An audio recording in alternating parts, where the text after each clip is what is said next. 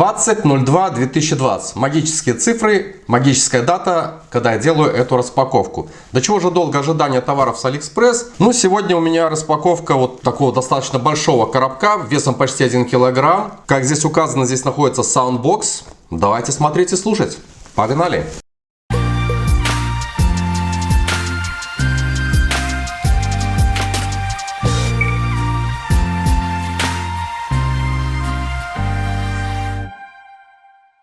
Bluetooth-колонка китайской фирмы TOPRO приобретена за $25 58 центов. Ссылка на магазин будет в описании этого ролика.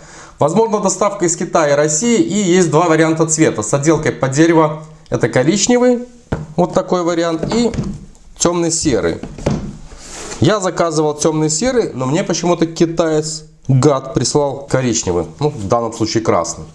Какой-то бренда здесь не указано, здесь указана только модель XM6 серия. И в комплекте присутствует инструкция, вся инструкция в принципе изложена на тыльной стороне коробки на английском языке. Как пользоваться и его спецификации. В колонке установлено два динамика диаметром 2,5 дюйма, общей мощностью 8 китайских ватт, диапазон частот от 60 Гц до 18 кГц и отношение сигнал-шум 80 дБ. Питание 5 вольт пол-ампера. Сама колонка, да, вижу опять этот деревянный корпус. Она и так ретро-стиле, а так она мне в этом цвете напоминает вообще советскую радиолу.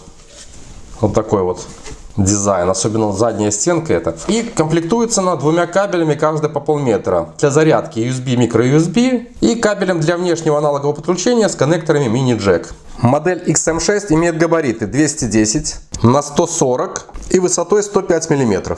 Колонка достаточно легкая, вес всего 712 грамм, потому что корпус изготовлен из МДФ. Спереди на 4 саморезах закреплена фронтальная панель из глянцевого черного пластика с золотистым декором. Это именно стереоколонка, два широкополосных динамика диаметром по 60 мм с диффузором на резиновых подвесах закреплены саморезами к фальш-панели из ДВП. Между ними в центре имеется отверстие фазоинвертора. К нему приклеен пластиковый канал, который проложен почти до тыльной стенки колонки. Весь интерфейс размещен на верхней грани, что очень удобно в пользовании, но очень плотно, что мешает при одновременной зарядке и воспроизведении контента с какой-то габаритной USB флешки. Для подключения источника аудиоконтента используется Bluetooth-связь, аналоговый 3,5 мм вход, возможность проигрывания с USB флешки и microSD карты. В колонку также встроен цифровой тюнер FM диапазона. Боковые грани, нижняя и задняя стенка глухие. Снизу есть 4 пластиковые опоры с резиновыми пятаками для установки на поверхность. С помощью саморезов сверху прикреплены два пластиковых держателя для установки в них смартфона. Такое решение спорное, потому что при воспроизведении музыкального ритма гаджет будет добавлять шум от вибрации, но от него спасает лишь силиконовый бампер на вашем гаджете. Однако это не спасет от дребезга кнопок управления. Кнопки сильно резонируют. Их всего 4. Слева направо это кнопка мод для выбора источника контента. Далее две кнопки с совмещенными функциями переключения треков и регулировки громкости при их удержании. Ну и последняя кнопка play, пауза, ответ на звонок. Возможности перемотки треков нет, только переключения. А также нет поддержки начала воспроизведения с момента предыдущей остановки при выключении питания к колонке. То есть она не подходит для воспроизведения аудиокниг.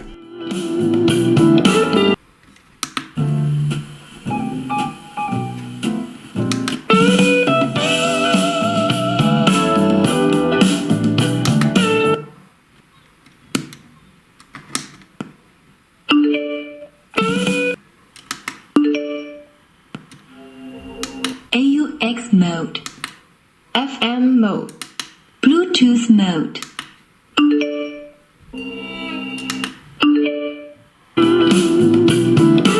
Колонка оснащена микрофоном для использования в режиме громкой связи. Здесь же выключатель питания и двуцветный светодиод. В режиме спаривания светодиод часто мерцает синим цветом. При воспроизведении нечастое мерцание также синим цветом. А в процессе зарядки встроенного аккумулятора светодиод горит красным цветом, а потом гаснет. Питание колонки обеспечивает литиевый аккумулятор типа 18650 емкостью, заявленной в описании на странице слотом 2000 мАч, но реально установлен китайский аккумулятор с платой защиты емкостью всего 1500 мАч.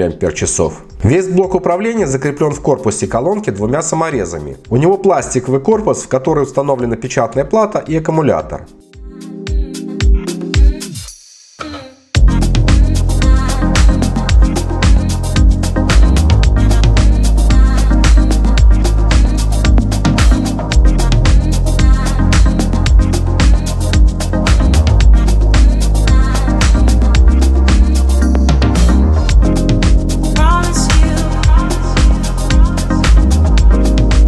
Ну а дребезг контактов устраняется путем запайки вот этих вот направляющих, на которые насаживается рамка с кнопкой.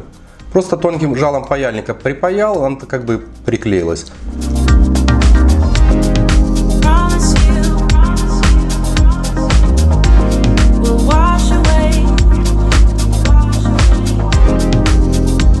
Bluetooth-колонка поддерживает только аудиоформаты MP3 и WAV и не поддерживает Windows Media Audio (WMA). Она не оснащена aptX кодеком. На оптимальной для комнаты громкости звучание приятное, хотя низкие частоты здесь не глубокие и немного завалены верхние, из-за чего не хватает прозрачности звука. Но на максимальной громкости получается некая каша и слушать в помещении неприятно. Ну понятно, что на максимум громкости перегрузки по низким частотам здесь также нет.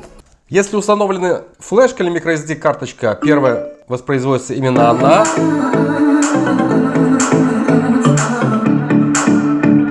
Понравилась очень плавная регулировка громкости, хотя здесь плюс-минус, но она достаточно плавная. Ты ко мне приходишь, смотришь на часы. Сейчас колонка просигнализировала, что это достигнута максимальная громкость. Чтоб нас не забанили, подключу флеш-накопитель с разрешенной, так сказать, музыкой для трансляции на YouTube. Колонка поддерживает флеш-накопители файловой системы FAT32.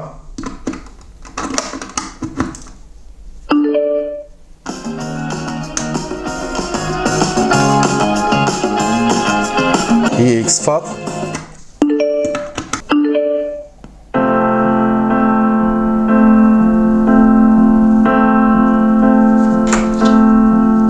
И не поддерживает флешки с файловой системой NTFS.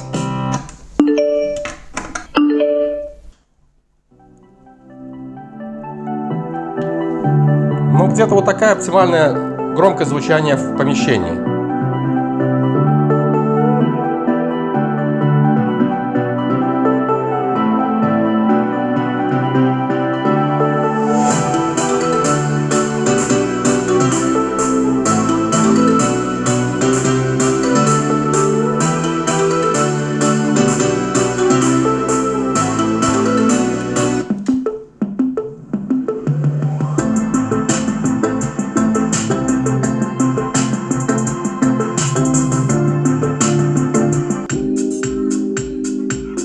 Так, разверну к микрофону.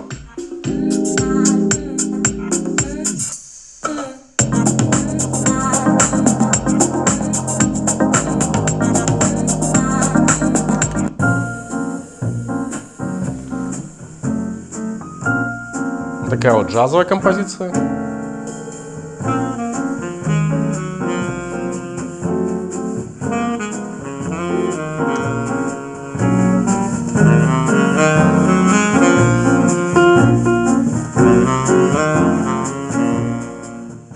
Колонка позволяет проигрывать аудиоконтент с флеш-накопителей объемом до 32 гигабайт. Это такая microSD карточка, точнее.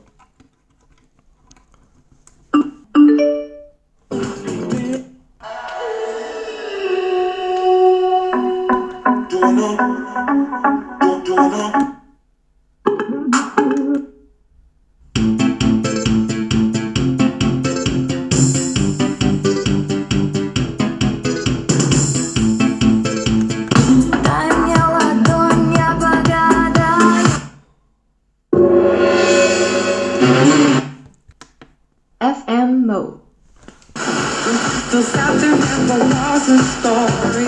Для использования в режиме FM-тюнера понадобится комплектный кабель. Его подключаем в обход AUX. В качестве антенны используется. Как я сказал, чувствительность приемника очень высокая. И в Минске, наверное, из 23 радиостанций FM-диапазона он нашелся. Для автоматического сканирования и запоминания всех радиостанций FM-диапазона необходимо на некоторое время удержать кнопочку Play-пауза. Все, запущено сканирование. При поиске каждая станция будет воспроизводиться на короткое время. И после того, как весь диапазон будет просканирован, включится одна из станций.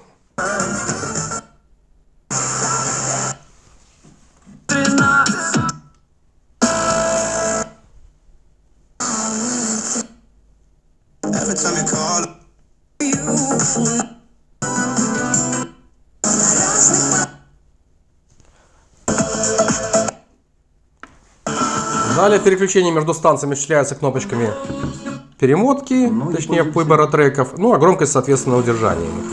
Кнопочка Play, пауза используется для приглушения звука.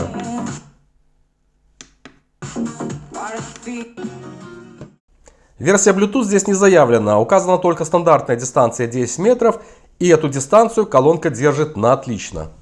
Подключим, переходим в Bluetooth.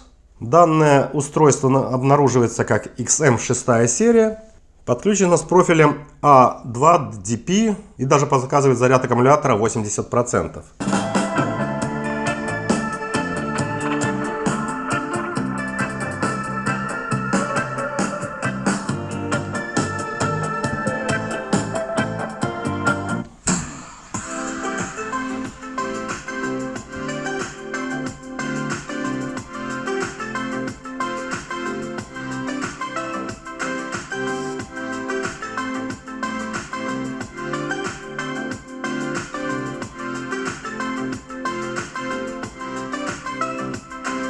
Встроенный аккумулятор заряжается током около полуампера в течение 4 часов. После чего гаснет красный светодиод. Аккумулятор залил в себя емкость всего 1333 мАч, которой хватает на прослушивание на оптимальной громкости в помещении в течение 14 часов. При окончании заряда колонка предупреждает на чистейшем английском языке на самой высокой громкости о необходимости ее зарядить каждые 8 секунд в течение 10 минут, что жутко раздражает, когда занят и не можешь к ней подойти. Также на английском языке колонка озвучивает некоторые режимы работы. И подведу итоги. Что мне в ней не понравилось? Аккумулятор малой емкости. Частое звуковое напоминание на высокой громкости необходимости его зарядки. Достаточно долгое 4 часа время зарядки. Но несмотря на то, что это стереоколонка, из-за узкой базы между динамиками, ограниченной небольшим корпусом колонки, стереоэффект ощущается, когда динамики находятся у вас как можно ближе к ушам, то есть практически возле головы. Если колонка стоит вдали на столе или полке, никакого стерео не слышно.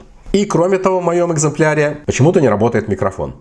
Но теперь о плюсах. В принципе, колонка обеспечит приятное фоновое звучание при использовании в связке с ноутбуком, который лишен хороших динамиков. Удобно использование ее при просмотре фильмов и передач в качестве звуковой подставки для смартфона или планшета. Можно одновременно подзаряжать гаджет от USB порта в этом случае. Колонка всеядная, так как позволяет воспроизводить контент через Bluetooth по проводу с microSD, USB, радио. Колонка с отделкой корпуса под дерево хорошо зайдет любителям винтажной аудиотехники. Но учитывайте, что материалы, используемые для изготовления корпуса колонки, это в общем-то прессованная бумага. И подразумевает ее использование только в помещении, то есть это не уличный и не переносной вариант. И к плюсам отнесу возможность очень плавной регулировки громкости. Я, в принципе, даже уже выиграл диспут на $10 с магазином из-за того, что магазин прислал мне другой цвет и за несоответствие емкости встроенного аккумулятора. И такая колонка за $15 меня вполне устраивает. Но познакомиться с характеристиками и приобрести Bluetooth колонку топ-провод можно по ссылке в описании. С вами был Александр, до встречи на канале. Подключил эту Bluetooth колонку к своему телевизору и заметил рассинхрон между видео и звуковой дорожкой.